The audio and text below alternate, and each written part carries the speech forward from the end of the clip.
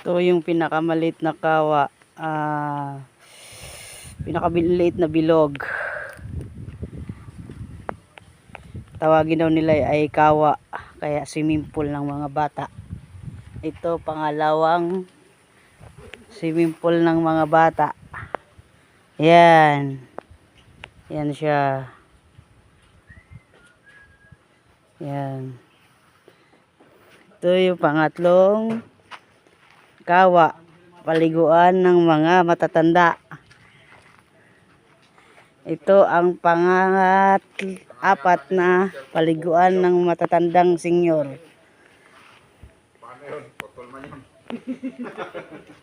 Ito pang-apat, pangliguan ng mga barkada. Yan, mga barkada yan. Pambarkada, tropa. Ayan. Yan ha. So, paggawa sa amin mga bilog, dito lang.